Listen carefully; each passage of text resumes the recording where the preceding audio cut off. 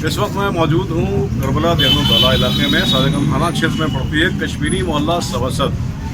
लईक आगा साहब ने आज जो फिर एक सराहनीय कार्य किया है, पत्रकारों को बुला करके फेस मास्क लोगों को बंटवाए हैं और सोशल डिस्टेंसिंग का मुसलसल ये पालन करवा रहे हैं और इस तरह से मास्क जैसे तमाम सैनिटाइज़र मास्क और ये लोगों को बांट रहे हैं, नेक कार्य कर रहे हैं। आज मैं इनसे जानना चाहता हूँ कि आपके दिमाग में ये सब चीज़ें कहाँ से आती हैं?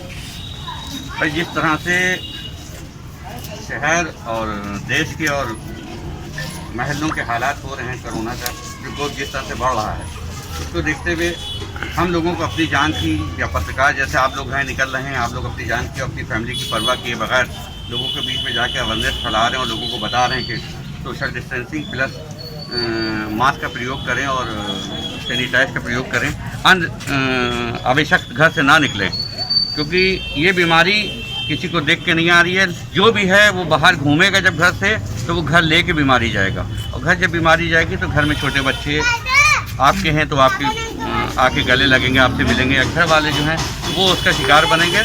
और फिर हालात ये बढ़ेंगे कि शहर के हालात अभी भी जिस तरह से लखनऊ में बढ़ रहा है कोरोना का प्रकोप, हमें नहीं लगता कि जल्दी इसको रोका जाएगा जब तक कि लोग में अवेयरनेस नहीं आएगी। इसी उससे हम आप लोगों के माध्यम से निकले हैं कि आप लोग भी हमारे साथ मिल के और लोगों को समझाएं, अवेयरनेस करें, ताकि लोग इसको समझें और अपनी फैमिली को, अपने परिवार को बचाएं, शहर को नहीं तो कम से कम अपने परिवार को बचाएं। बहुत बहुत धन्यवाद।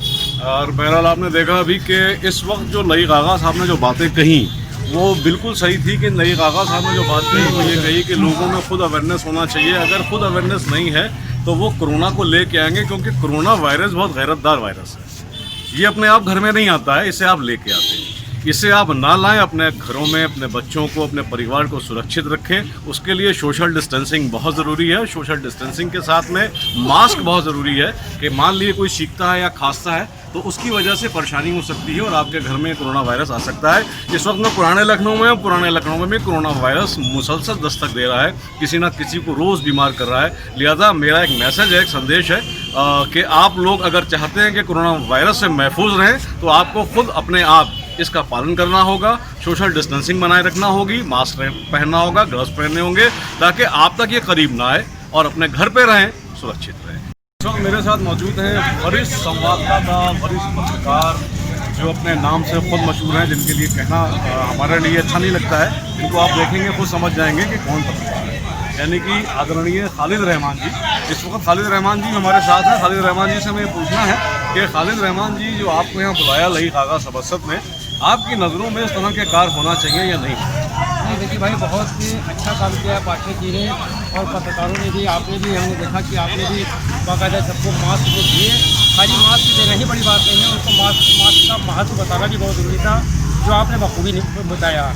मैं कहना ये चाहता हूँ कि सोशल डिस्टेंसिंग तो ठीक है और मास्क भी ज़रूरी है, लेकिन कोरोना वायरस के ख़तरे को हम लोग मिल के लोगों को बताएं, ताकि जब तक लोग कोरोना वायरस के ख़तरे से डरेंगे नहीं तब तक कोई बचेगा नहीं। तो ज़रूरी है कि जो हालात कोविड सेंटरों में हैं, अस्पतालों में हैं, इलाज के दौरान जो परेशानियां आती हैं, बूढ़े बच्चे किस तरह से बच्चे बिछड़ जाते हैं, माएँ बिछड़ जाती हैं अपने बेटों से किस तरह से, तो इस तरह की जो हालात है, विषम परिस्थितियां हैं कोरोना वायरस के आने के बाद, इसको भी बताना चाहिए ताकि लोग कोरोना के खतरे से आगाह होकर खुद ही इसका पालन करें, प्रिकॉशन करें। बहुत बहुत धन्यवाद रहमान जी का हमारे साथ बने रहने का। अब मेरे साथ मौजूद हैं हमारे जुनैद खान पठान। जुनैद खान पठान भी एक बड़ी संवाददाता हैं।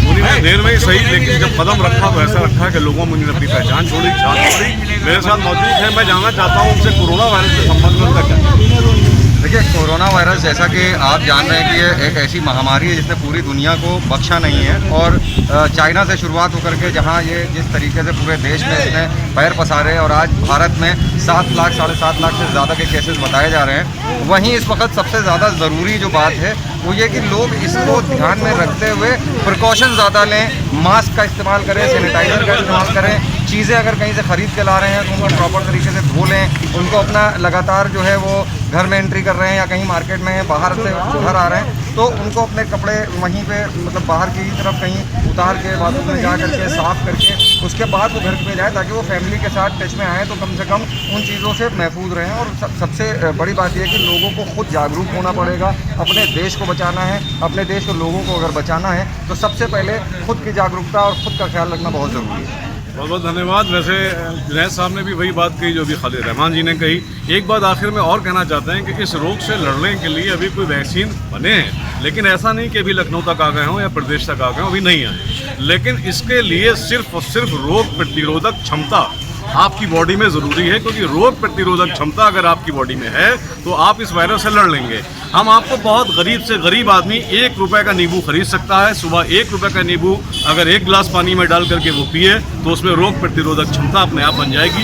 ये ज़रूर ध्यान रखिएगा, अपनी रोग प्रतिरोधक क्षमता को कम मत होने दीजिए। कैमरामैन सुरेश मिश्रा के साथ ब्यूरो चीफ जकी भारती, NS लाइव न्यूज़ के लिए लखनऊ।